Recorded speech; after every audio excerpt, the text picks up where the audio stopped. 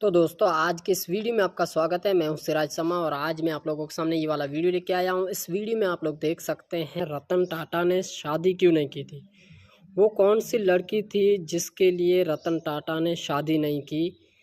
और आप लोग आगे देखें उस्मान सैफी क्या कह रहे हैं रतन टाटा के बारे में, रतन टाटा के लाइफ पूरी ज़िंदगी के बारे में क्या कह रहे हैं, कैसे बिताई पूरी ज़िंदगी।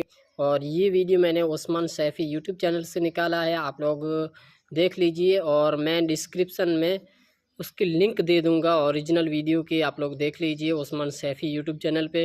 वीडियो अच्छा लगे तो लाइक करें, ज़्यादा से ज़्यादा शेयर करें, हमारे यूट्यूब चैनल को सब्सक्राइब करें, फेसबुक पेज को फॉलो करें। तो चले आगे वीडियो देखते हैं।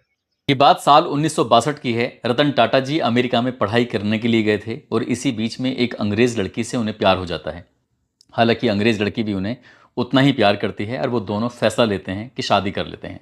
शादी के बहुत नज़दीक तक पहुंच चुके थे, लेकिन इसी बीच में इनके घर से एक संदेश पहुंचता है कि तुम्हारी दादी की तबीयत बहुत ज़्यादा ख़राब है, तुम्हें आ जाना चाहिए। ये इंडिया आ जाते हैं, लेकिन लड़की के परिवार वाले उन्हें लड़की को इंडिया भेजने से कतराने लगते हैं, मना कर देते हैं। और वजह होती है कि भारत और चीन का उस वक्त युद्ध चल रहा था और स्थिति कुछ ऐसी थी नहीं। ये अपनी दादी के साथ अपने काम में बिजी हो जाते हैं और इसी बीच में एक खबर आती है कि उस लड़की के माता पिता ने उसकी शादी किसी और लड़के से कर दी है। जैसे ये बात रतन टाटा जी को पता चलती है तो इन्हें इस बात का दुख हुआ, लेकिन इन्होंने जब भी अपनी ज़िंदगी में कोई फैसले लिए वो हमेशा अपने फैसले पर अडिग रहते हैं। ऐसा बताया जाता है, ऐसा दावा किया जाता है कि रतन टाटा ने फिर शादी ना करने का फैसला ले लिया था। उन्होंने कहा कि अब कभी शायद शादी नहीं करेंगे। हालांकि एक दो नाम और उनकी ज़िंदगी में जुड़ते हैं, लेकिन जब उन्होंने कि शादी की ही नहीं तो फिर किसी का नाम जोड़ने से क्या फ़ायदा। वक्त आगे बढ़ता है और 9 अक्टूबर 2024 की रात को मुंबई के एक हॉस्पिटल के अंदर से एक खबर पूरे दुनिया में फैल जाती है कि रतन टाटा अब इस दुनिया में नहीं रहे। और जैसे ये बात पता चलती है तो लोगों की आंखों में आंसू आने लगते हैं। जो लोग रतन टाटा जी को डायरेक्ट जानते थे वो तो ज़्यादा ही दुख महसूस कर रहे थे, लेकिन जो नहीं जानते थे उन्हें भी कोई कम दुख नहीं था। आज की इस कहानी के माध्यम से ये जानने की कोशिश करते हैं कि एक व्यक्ति के चले जाने से ऐसे हर लाखों करोड़ों लोग आखिरकार क्यों दुख मना रहे हैं। ऐसा क्या था उस आदमी में जो लोग उसे इतना प्यार करते हैं, उसे इतना चाहते हैं। आदाब, नमस्कार, सत श्री अकाल। मैं उस्मान सैफी। आज की जो सच्ची घटना मैं सुनाने जा रहा हूं, इस सच्ची कहानी को सुनाने से पहले मैं बात करना चाहूंगा कि नमक, मसाले, पानी, चाय, कॉफ़ी, घड़ी, ज्वेलरी, ट्रक या बस, कार हो या हवाई जहाज का सफ़र हो, ऐसी लगभग 100 से ज़्यादा बड़ी कंपनियां हैं जहां हर व्यक्ति का किसी न किसी रूप में पाला ज़रूर पड़ा हुआ है। यह है कंपनी टाटा की। टाटा की कंपनी का जो ब्रांड है पूरी दुनिया में फैला हुआ है और पूरी दुनिया के लोग उसे ऐसा बात करते हैं, ऐसा व्यवहार करते हैं जैसे कि टाटा अपनी खुद की कंपनी हो, हम जैसे उसके मालिक हों। दरअसल ये कहानी शुरू होती है अब से 200 साल से ज़्यादा पुरानी बात है। बात कर रहा हूँ 1822 की। गुजरात प्रदेश का एक गांव लगता है नवासारी, और वहाँ पारसी परिवार में एक लड़के ने जन्म लिया था जिस लड़के का नाम रखा जाता है नसरवान जी टाटा। दरअसल जब लड़का 20 साल का होता है 1822 में, तब उस लड़के की शादी हो चुकी थी। उसकी उसको एक बेटा भी था। उस लड़के ने एक फैसला लिया कि वो यहाँ गांव में रहकर तो ज़िंदगी नहीं गुजारेगा, वो जाएगा बाहर, बड़े शहर में जाएगा और कुछ बड़ा करने की कोशिश करेगा। इसलिए वो अपने बेटे को और अपनी पत्नी को लेकर अपने उस गांव को छोड़कर महाराष्ट्र प्रदेश के बॉम्बे शहर पहुंच जाता है, जिसको लोग आज मुंबई के नाम से जानते हैं, उस वक्त बॉम्बे के नाम से जानते थे। बॉम्बे में जाते हैं, वहाँ जाकर सबसे पहला बिजनेस कॉटन का बिजनेस शुरू कर देते हैं। और ये कपड़े का व्यापार शुरू ही किया था कि जैसे क्या कपड़े का व्यापार उनका इंतज़ार कर रहा था। जैसे जैसे वक्त आगे बढ़ रहा था वैसे वैसे नसरवान जी टाटा का नाम बड़ा होता चला जाता है। इस बीच में कुछ युद्ध भी होते हैं और वहाँ पर इनकी कॉटन की मांग ज़्यादा बढ़ने लगती है। कुल मिलाकर इनकी कंपनी लगातार आगे बढ़ रही थी। इनका बेटा भी धीरे धीरे बड़ा होने लगता है। बेटे का नाम रखा था जमशेद जी टाटा। जमशेद जी टाटा जब अभी 20 साल के थे तब उन्हें जिम्मेदारी दी जाती है कि तुम भी बाहर जाओ, दुनिया देख कर आओ, दुनिया सीख कर आओ, कुछ करना है, कुछ बड़ा करना है।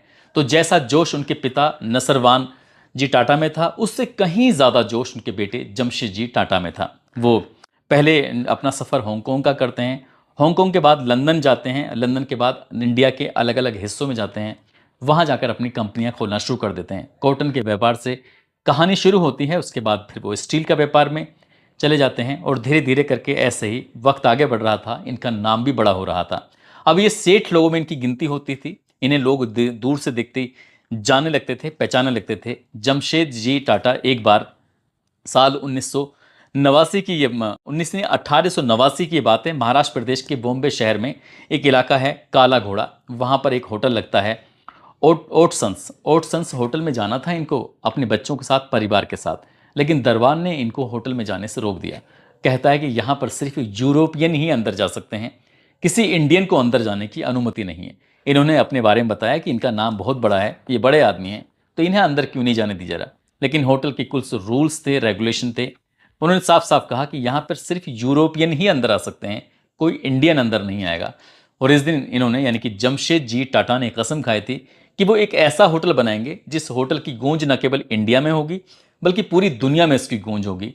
साथ ही इस होटल की सबसे खास बात यह होगी कि उसमें किसी पर कोई बाउंडेशन नहीं होगी। इसमें जो उस होटल का खर्च उठा सकता है, पूरी दुनिया का कोई भी व्यक्ति उसके अंदर आ सकता है। और जब ये बात, उनके प्रण लिए हुए की बात लोगों को पता चलती है तो कुछ लोगों ने तो मजाक भी बनाई थी कि आखिरकार ये ऐसा कैसा, कितना बड़ा होटल बनाना चाहते हैं। इनका स्टील का कारोबार है, इनका कॉटन का कारोबार है, और ये होटल के कारोबार में क्यों हाथ आजमा रहे हैं। इन्होंने होटल बनाया, हालांकि कई साल, लेने के एक लगभग 10-11 साल से ज़्यादा का वक्त लग जाता है और होटल बनकर तैयार हो जाता है। मुंबई का ही समुद्र के किनारे गेटवे ऑफ इंडिया है, उस गेटवे ऑफ इंडिया के ठीक सामने एक होटल बनकर तैयार हो जाता है। साल 1903 में उस होटल का नाम रखा जाता है the Taj Mahal hotel. Taj Mahal hotel एक ऐसा होटल है, आज भी लोग मुंबई जाते हैं घूमने के लिए तो गेटवे ऑफ इंडिया के पास जाते हैं, समुद्र के किनारे खड़े होते हैं, वहाँ खड़े होकर कोई सेल्फी लेता है, कोई वीडियो बनाता है, तो कोई अलग अलग तरह की एक्टिविटी करता है। तमाम ऐसी फिल्में हैं जहाँ फिल्मों में भी उस होटल को दिखाया जाता है। बड़े सारे लोग हैं जिनकी यादों में ताजमहल होटल आज भी समाया हुआ है। वक्त आगे बढ़ने लगता है और जमशेद जी टाटा का नाम भी लगातार बड़ा हो रहा था। उन्होंने अपने पिता की जिम्मेदारियां खुद उठाई। उसके बाद अपनी जिम्मेदारियों को उन्होंने रतन जी टाटा, जो उनके बेटे होते हैं, उनको दी। रतन जी टाटा ने अपनी जो जिम्मेदारियां होती हैं वो अपने बेटे नवल टाटा जी को देनी शुरू कर दी। 10 साल तक उनकी पत्नी से रिश्ते ठीक चलते हैं, लेकिन इसी बीच में उनकी पत्नी से विवाद हो जाता है और वो अपनी पत्नी से अलग हो जाते हैं। पत्नी से जब अलग हुए थे तब उनको 2 बेटे थे। एक बेटे का नाम रतन टाटा होता है, दूसरे का बेटे का नाम रखते हैं जिमी टाटा। लेकिन जब दूसरी शादी करते हैं तो एक और बेटा पैदा होता है, उसका नाम नोएल टाटा रखा जाता है। लेकिन आज की कहानी जो है वो रतन टाटा जी की है, जिनको रतन नवल टाटा के नाम से भी जानते हैं, पहचानते हैं। दरअसल उनकी शुरुआती जो शिक्षा होती है वो मुंबई के स्कूलों में होती है। उसके बाद मुंबई के ही अलग अलग स्कूल जैसे कैथेड्रल और जॉन कॉनन स्कूल से भी इनकी पढ़ाई होती है। जब साल 1955 आता है तब वो उनके परिवार की सहमति के बाद, क्योंकि जब इनके माता पिता अलग हो जाते हैं तो इनकी जिम्मेदारी इनकी दादी ने संभाली थी। दादी यानी कि जमशेद जी टाटा जी की जो विधवा होती हैं, इनकी पत्नी होती हैं, उन्होंने रतन नवल टाटा की जिम्मेदारी संभाली थी। साल 1955 में ये विदेश चले जाते हैं, हार्वर्ड चले जाते हैं पढ़ने के लिए। पढ़ाई के दौरान इन्हें एक अंग्रेज़ लड़की से मोहब्बत हो जाती है, प्यार हो जाता है, और उस लड़की से ये शादी भी करना चाहते थे। वो लड़की भी इनसे शादी करना चाहती थी। लेकिन इसी बीच में इनकी जो दादी की तबीयत ख़राब हो जाती है। बताते हैं कि साल 1962 की वो साल था। दादी की तरफ से खबर पहुंचती है कि तुम्हारी दादी बहुत बीमार हैं, तुम्हें आना चाहिए। जब वो इंडिया आते हैं तो उस लड़की को भी साथ लाना चाहते थे जिससे शादी करना चाहते थे, लेकिन लड़की के परिवार वालों ने ये कहते हुए मना कर दिया था कि इस वक्त भारत और चीन के जो संबंध आपस में अच्छे नहीं हैं, युद्ध चल रहा है, जब स्थिति ठीक हो जाएगी तब ये लड़की आ जाएगी। लेकिन इसी बीच में युद्ध की स्थिति भी ठीक हो जाती है, सब कुछ ठीक था। ये अपने पिता की जिम्मेदारियों को संभालना शुरू कर देते हैं। लेकिन लड़की के पिता ने धोखे से उस लड़की की शादी किसी और से कर दी, और जब ये बात रतन टाटा जी को पता चलती है तो उन्हें बहुत ज़्यादा दुख होता है। लेकिन उन्होंने फिर आगे शादी ना करने का फैसला ले लिया था, शादी करते ही नहीं है। हालांकि एक नाम और जुड़ता है जो सुर्खियों में रहता है, कभी भी सोशल मीडिया पर या अखबारों या किसी इंटरव्यू के माध्यम से ये जानने को, समझने को मिल सकता है कि बॉलीवुड की एक एक्ट्रेस रही हैं जिनका नाम है जिमी गरेवाल। जिमी गरेवाल एक अच्छा बड़ा नाम था। उनकी एक फिल्म आई थी कर्ज, जो ऋषि कपूर के साथ थी। एक फिल्म आई थी मेरा नाम जोकर, जो राज कपूर के साथ यानी कि ऋषि कपूर के पिता के साथ आई थी। 3 देवियाँ, साथी, सिद्धार्थ, इस तरह की कई फिल्में आई थी। जब ये आगे चल के अपना एक ऐसे पॉडकास्ट, जैसे आज की तारीख में पॉडकास्ट बोल देते हैं, तो उन्होंने एक अपना ऐसे एक शो बनाया था। उस शो में देश की महान हस्तियों को उन्होंने उसमें शो में बुलाया, उनसे बातचीत की, और उसी बातचीत के दौरान उन्होंने रतन टाटा जी को भी बुलाया था। और जबकि ये बताते हैं कि जिमी गरेवाल जो होती हैं, तो जिमी गरेवाल और उनके आपस में अफेयर भी होता है। उन्होंने ये स्वीकार भी किया कि हम विदेशों में हमने बहुत अच्छा वक्त गुजारा, हालांकि इसके प्रमाण नहीं मिलते कि ये शादी वादी इन्होंने क्यों नहीं की, इसके बारे में कुछ ज़्यादा जानकारी मिलती नहीं है। 2 और लड़कियों के नाम भी सामने आते हैं। कुल मिलाकर 4 ऐसी लड़कियों के नाम सामने आते हैं जिनके बारे में बताते हैं कि रतन टाटा जी शादी करना चाहते थे, शादी के बहुत नज़दीक तक पहुंच जाते हैं, लेकिन कुछ ऐसी बात ऐन वक्त पे बिगड़ जाती है और बात बन नहीं पाती। ऐसी वक्त आगे चलते चलते जब ये अपने पिता की जिम्मेदारियों को उठा रहे थे तो बात थी साल 1980 की। बताते हैं कि इनकी टाटा मोटर्स कंपनी में उस वक्त 4000 कर्मचारी काम करते थे और एक गैंगस्टर की नज़र इनकी कंपनी पर पड़ जाती है। गैंगस्टर ने इनको परेशान करना शुरू कर दिया, इनसे रंगदारी वसूलने की कोशिश करने लगा। अब रतन टाटा जी ने पुलिस का सहारा लिया, लेकिन पुलिस भी उस गैंगस्टर के नाम से घबराती थी, परेशान होती थी। अब ऐसी स्थिति में करें तो क्या करें, क्योंकि उस गैंगस्टर ने इनकी जो कर्मचारी होते हैं उनको भी डराना धमकाना शुरू कर दिया था और डर की वजह से इनके कर्मचारी कंपनी में नहीं आते थे। उस गैंगस्टर का सिर्फ एक ही मकसद था, जो रंगदारी के पैसे मांग रहे हैं वो दे दो, उसके बाद अपनी कंपनी में काम करें। लेकिन रतन टाटा जी ने ये सोचा कि अगर मैंने इन्हें पैसे दिए तो आज ये गैंगस्टर है, कल को कोई नया तैयार हो जाएगा, हो सकता है कि कर्मचारी ही इस तरह की हरकतें करना शुरू कर दें। तब उन्होंने फैसला लिया कि अपने कर्मचारियों को मैसेज दिए, विज्ञापन भेजे। उन्होंने कहा कि आप कंपनी के लिए काम करिए, हम आपको ज़्यादा लाभ देंगे, आपको ज़्यादा सुविधाएं देंगे। और इस सुविधाएं देने का सिर्फ एक ही मकसद था कि गैंगस्टर को पैसे देने से अच्छा है कि अपने कर्मचारियों को फ़ायदा दिया जाए। कर्मचारियों को अगर फ़ायदा देंगे तो कर्मचारी पूरी शिद्दत, पूरी ईमानदारी से अपने काम में जुट जाएंगे। और ऐसा ही हुआ।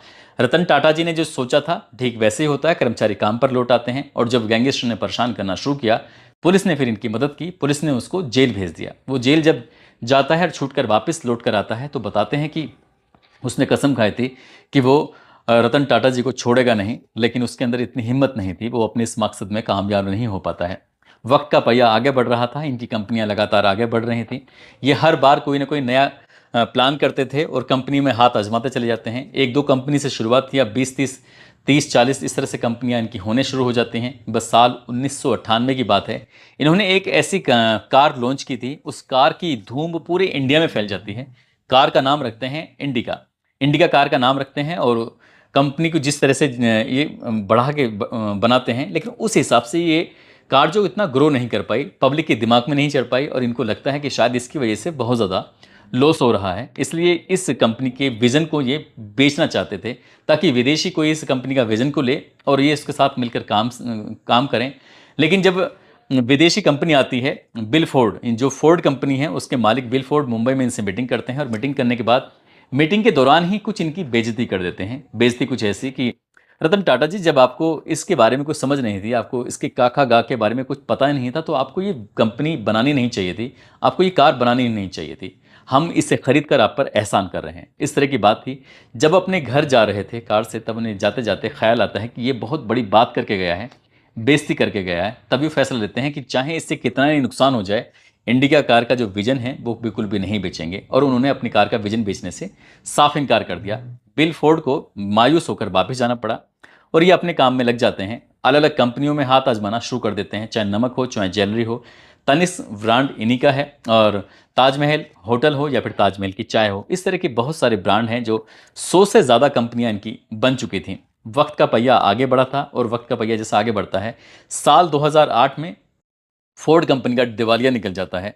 और जब फोर्ड कंपनी का दिवालिया निकल जाता है तो वो अपनी कंपनी को नीलाम कर रहे थे। इसी बीच में पता चलता है कि रतन टाटा जी उसमें हिस्सेदारी लेते हैं और जाते हैं, और जाने के बाद अपने इस कंपनी को टेक ओवर कर लेते हैं, अपने अंडर में ले लेते हैं। जब टेक ओवर कर रहे थे तब उन्होंने, बिल फोर्ड ने कहा था कि टाटा जी, आपने इस कंपनी को लेकर हम पर बहुत बड़ा एहसान किया है, हम आपका एहसान ज़िंदगी भर नहीं भूलेंगे। तब इन्होंने लैंड रोवर और जैगवार कंपनी को अपने हिस्से में ले लिया था और उस पर काम करना शुरू कर दिया। आज लैंड रोवर की पहचान है। और जब वो दौर था जब लैंड रोवर और जैगवार डूब रही थी, लेकिन रतन टाटा जी के हाथ से लगते ही वो एक सोना बन जाती है और वो चमकने लगती है। वक्त का पहिया ऐसे बढ़ रहा था जब लोगों को ये बात पता चलती है कि जिस व्यक्ति ने उनकी बेइज्जती की थी और उसी के लिए उन्होंने उसकी कंपनी को अपने टेक ओवर कर लिया था, खरीद लिया था। 26/11/2008 की ये बात है। पाकिस्तान के कुछ आतंकवादी, जिनकी संख्या लगभग 10 के आसपास बताई जाती है, वो समुद्र के रास्ते मुंबई में प्रवेश कर जाते हैं और अलग अलग हिस्सों में जाकर उन्होंने गोलीबारी करना शुरू कर देते हैं। उनके सामने जो भी पड़ रहा था उसको गोली मार रहे थे, उसकी हत्या कर रहे थे। कुछ आतंकवादी ऐसे होते हैं जो समुद्र के रास्ते से जाते हैं तो गेटवे ऑफ इंडिया की तरफ से वो सीधा एंट्री करते हैं ताज होटल में। ताज होटल जो इंडिया का जाना माना है, जो मुंबई का जाना माना नाम है, उसके अंदर जाते हैं। उस वक्त बताते हैं कि लगभग 300 से ज़्यादा गेस्ट उसके अंदर थे। कर्मचारी उसके अंदर काम कर रहे थे और इसी बीच में जिसको देख रहे थे ताबड़तोड़ गोलियां बरसा रहे थे। हालांकि जैसे ही किसी कर्मचारी ने रतन टाटा जी को ये सूचना दी कि आपके इस होटल के अंदर कुछ आतंकवादी घुस आए हैं और वो गोलियां चला रहे हैं, मार रहे हैं, तब रतन टाटा जी ने संपर्क साधने की कोशिश की, लेकिन संपर्क हो नहीं पाता। तब वो वहाँ से सीधा पहुँच जाते हैं उसी होटल और होटल के अंदर जाने की कोशिश कर रहे थे, लेकिन कर्मचारियों ने, गार्डों ने, सुरक्षा गार्डों ने, पुलिस वालों ने उन्हें बाहर ही रोक लिया कि आप अंदर नहीं जा सकते। वो कहने लगते हैं कि मेरे कर्मचारी, मेरे गेस्ट अंदर परेशान हैं, अंदर गोलियां चल रही हैं और ऐसे वक्त में मैं बाहर हूँ, मुझे अच्छा नहीं लग रहा है। ये बात जब अखबारों और सोशल मीडिया के माध्यम से, टीवी के माध्यम से लोगों को पता चलती है कि एक होटल का मालिक जो इतना बड़ा आदमी है, वो अपने कर्मचारियों को लेकर, अपने लोगों को लेकर इतना ज़्यादा फिक्रमंद है, सुबह से शाम हो जाती है लेकिन वो अपनी जगह से नहीं हिलते। तब उन्होंने अपनी आंखों से देखा कि जो कुछ रेहड़ी वाले थे उनको भी बहुत बड़ा नुकसान हो जाता है, आम लोग थे उनको भी नुकसान हो जाता है, कई पुलिस वाले हैं वो मारे जाते हैं, जो इनके गेस्ट थे होटल के अंदर वो भी मारे जाते हैं, इनके कर्मचारी मारे जाते हैं। एक कर्मचारी तो ऐसा था जिनके बेटा और जिनकी पत्नी भी मारी जाती है, लेकिन उसने अपनी फिक्र किए बिना ही अपने कर्मचारियों की, जो कर्मचारी होते हैं साथ ही अपने जो गेस्ट होते हैं उनकी सुरक्षा में लग जाते हैं, उनकी मदद करने में लग जाते हैं, लेकिन वो होटल से भागे नहीं। जब ये बात अमेरिका या कई बाहरी विदेशी मुल्कों को पता चलती है तो इस पर रिसर्च होता है बाकायदा कि आखिरकार ऐसे क्या कर्मचारी हैं, ऐसे उन्हें क्या दिया जा रहा है रतन टाटा जी की तरफ से कि वहाँ गोलियाँ चल रही हैं और गोली चलने के बावजूद भी मौका था भागने का, लेकिन भाग नहीं पाते। ये पता चलता है कि ये अपने कर्मचारियों के प्रति इतना शानदार व्यवहार करते थे कि जिससे क्या हर कर्मचारी को इनसे मिलकर ऐसा लगता है जैसे कि ये मेरे घर के सदस्य हैं, जैसे मेरे परिवार का हिस्सा हैं। और परिवार के हिस्से में जब परिवार मुसीबत में आता है तो परिवार के लोग किसी को कोई छोड़कर नहीं जाता। इसलिए कर्मचारियों पर जो रिसर्च किया गया था वो बात बिल्कुल सच पाई जाती है। और जब ये बात रतन टाटा जी को पता चलती है कि कोई भी कर्मचारी, एक भी कर्मचारी होटल से भागा ही नहीं, तब इन्होंने अपने उन कर्मचारियों के कर्जे में माफ़ किए। उन्होंने कसम खाई कि जब तक वो जिंदा हैं तब तक उनकी सैलरी भी देंगे और उन्हें किसी भी तरह की दिक्कत नहीं होने देंगे। जो कर्मचारी मारे जाते हैं, जो लोग मारे जाते हैं, उनके बच्चों की शिक्षा हो, उनके बच्चों की चिकित्सा हो, उनकी अन्य सुविधाएं हो, उनके बारे में भी, न केवल उनके बारे में बल्कि जो रेहड़ी वाले होते हैं उनके बारे में भी ऐसा बताया जाता है कि एक लड़की के टांग में गोली लग जाती है और उस लड़की के बाद में वो अजमल कसाब को पहचान भी लेती है। उस लड़की के ऊपर जितना भी खर्चा आता है रतन टाटा जी अपने ऊपर लेते हैं। आसपास में जितने भी लोग होते हैं 20 दिन में ही उनकी सुविधाओं को पूरा करने की कोशिश करते हैं। जबकि ये भी बताया जाता है कि सरकार की तरफ से उन परिवारों को लगभग 10-12 साल लग जाते हैं मदद पहुंचने में, लेकिन रतन टाटा जी ने महज 20 दिन में ही सब लोगों की मदद कर दी थी और भविष्य में भी मदद करने का भरोसा दिलाया था। शायद यही वजह थी जो कर्मचारी जा सकते थे लेकिन अपनी जान की परवाह किए बगैर वो जाते ही नहीं है। एक बार ये बताया जाता है कि मुंबई से नासिक ये अपनी टीम के साथ जा रहे थे, कार से जा रहे हैं तो रास्ते में टायर पंचर हो जाता है। जब टायर पंचर हो जाता है तो एक पंचर की दुकान की तलाश करते हैं। हालांकि पंचर की दुकान मिल जाती है, लेकिन उस दुकान से कुछ दूरी पर एक चाय की दुकान होती है, तो ये लोग वहाँ पर चाय पीने जुट जाते हैं। इसी बीच में कुछ लोगों को लगता है कि शायद रतन टाटा जी टॉयलेट करने के लिए इधर उधर गए हैं, लेकिन जब काफ़ी देर तक वे लौट कर नहीं आते हैं तब कर्मचारियों को थोड़ी परेशानी होने लगती है और वो तलाश करने लगते हैं। जब वो गाड़ी के पास जाकर देखते हैं तो जो टायर पंचर बना रहा था वो मजदूर, वो व्यक्ति, उसके पास बैठकर ही रतन टाटा जी वो भी काम में जुट जाते हैं। उनसे पूछा जाता है कि साहब आप क्यों कर रहे हैं? वो कहते हैं कि अगर हम दोनों मिलकर काम करेंगे तो जल्दी काम करेंगे।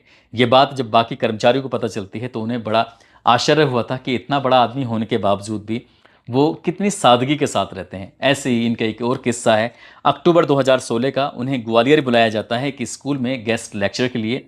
जब ये जाते हैं तो वहाँ पर ऐसा लगता है जैसे पूरा तामाझामा फैला हुआ है और एयरपोर्ट पर बड़ी संख्या में लोग उनका इंतज़ार कर रहे थे कि उनके सेक्रेटरी होंगे, उनके सुरक्षा गार्ड होंगे, उनकी बहुत बड़ी टीम उनकी आएगी। लेकिन पता चलता है कि जो रतन टाटा जी होते हैं वो अकेले ही एयरपोर्ट पर आए हुए थे। और जब उनके स्वागत करते हैं तो ये बात एक स्टूडेंट ने उनसे पूछी थी कि आप इतने बड़े आदमी हैं लेकिन इतनी सादगी के साथ, तो सादगी के साथ ही उन्होंने जवाब दे दिया था कि मुझे आम लोगों की तरह रहना अच्छा लगता है। वो इतना पैसा कमाते थे, ऐसा बताया जाता है, ऐसा दावा किया जाता है कि कई राज्य, लगभग 4-5 राज्य मिलाकर इतना टैक्स भी नहीं वसूल पाते जितना कि ये टैक्स देश की अर्थव्यवस्था को मजबूत करने के लिए दे दिया करते थे। ऐसा बताते हैं कि जिस जगह से इन्होंने ग्रेजुएशन की पढ़ाई की थी, जिस ये उस विश्वविद्यालय में जाते हैं, उस विश्वविद्यालय में आज की तारीख की अगर हम बात करें तो लगभग 415 करोड़ रुपए का ये दान कर देते हैं। ऐसा बताया जाता है कि उस विश्वविद्यालय के इतिहास में कभी किसी ने इतना दान नहीं किया था। उन्होंने कहा था कि हमारे यहाँ के स्टूडेंट अगर आते हैं तो इस पैसे से उनकी स्कॉलरशिप में भी मदद कर देना। यही नहीं, जब कोरोना काल आता है तो उस वक्त इन्होंने लगभग 1,500 करोड़ रुपए की देश को मदद की थी। और यही नहीं, चाहे वो किसी के खाने की बात हो, चाहे किसी के पहनने की बात हो, चाहे बहुत सारी संस्था हो, चाहे किसी की एजुकेशन की बात हो, चाहे किसी की चिकित्सा की बात हो, लगभग अपनी कमाई का 66%, 66% रतन टाटा जी दान कर दिया करते थे। और खुद वो ऐसे रहते थे जैसे कि एक साधारण सा व्यक्ति हो। 9 अक्टूबर 2000 को जब उनकी मौत की खबर पूरे अखबारों से, सोशल मीडिया से ये फैलती है, तो लोगों को उनके मरने का बहुत ज़्यादा अफसोस होता है। न जाने कितने लोगों ने उनके जाने के बाद आंसू भी निकाले और भावुक हो जाते हैं, उनको नम आंखों से विदाई देते हैं। और जैसे ही मुंबई में इनके बारे में पता चलता है कि मुंबई की फला जगह है, तो वहाँ भी बड़ी संख्या में लोग इनके अंतिम दर्शन करने के लिए पहुँच जाते हैं। यूं ही नहीं कोई रतन टाटा बन जाता। 21 वर्षों में उन्होंने अपनी कंपनी को 40 से 50 गुना तक ज़्यादा आगे बढ़ा दिया था। और इसीलिए इन्हें लोग इतने अदब और एहतराम से इनका नाम लेते हैं। दोस्तों, इन छोटे छोटे घटनाक्रम को सुनाने का उद्देश्य किसी को परेशान करना नहीं है, किसी का दिल दुखाना नहीं है, बल्कि आपको जागरूक करना है, आपको सचेत करना है, आपको बताना है कि ऐसे महान व्यक्तित्व से हमें बहुत कुछ सीखने को मिलता है। ऐसे व्यक्ति के चले जाने से पूरे देश को इतनी तकलीफ हुई है जिसका शब्दों में बयां करना आसान नहीं है। ऐसे व्यक्ति के बारे में बताना बिल्कुल कई बार अंदर से रुदन सी आने लगती थी। ऐसा लगता था कि काश मैं भी रतन टाटा की तरह होता। मुझे इस बात का बड़ा गौरवान्वित भी फील हो रहा है कि मैंने ऐसे व्यक्ति के बारे में जो छोटी मोटी कुछ जानकारियाँ थीं वो बताने की कोशिश की है। वाकई ऐसे व्यक्ति सदियों में पैदा होते हैं और ऐसे व्यक्ति से हमें बहुत सारी सीख लेनी चाहिए। ऐसे व्यक्ति को हमें बार बार सैल्यूट करना चाहिए, जिसकी वजह से लोग उन्हें इतना प्यार करते हैं। चाहे वो किसी भी जाति, किसी का भी धर्म का, किसी भी राजनीतिक पार्टी का, किसी भी वर्ग से बिलोंग क्यों न करता हो, हर व्यक्ति ने उनके जाने का अफसोस मनाया है। वाकई अफसोस वाली बात भी है और ऐसे व्यक्ति हमेशा हमारे दिलों में रहने चाहिए। जाते जाते दुबई की रहने वाली हैं हेबा बानो, झारखंड के रहने वाले हैं अविनाश कुमार, बिजनौर के रहने वाली हैं माहिरा सैफी। आज इनका जन्मदिन है। इनको जन्मदिन की ढेरों सारी शुभकामनाएं, बहुत बहुत मुबारकबाद। साथ ही कुछ लोगों ने नाम लेने की अपील की है, जिसमें रानू पटेल, शाहिद अली, आशीष कुमार, ऐदल चौहान, विपिन कुमार, अजीत कुमार वर्मा, मुस्तकीम खान, तारिफ सलमानी, फरीन खान, गोल्डन इकराम, भोपाल सैनी, राहुल प्रजापति, हासिफ खान, गोविंदा घोष, सुष्मिता घोष, फरमान खान। आप सब लोग अपना ख्याल रखें, सुरक्षित रहें। जय हिंद, जय भारत।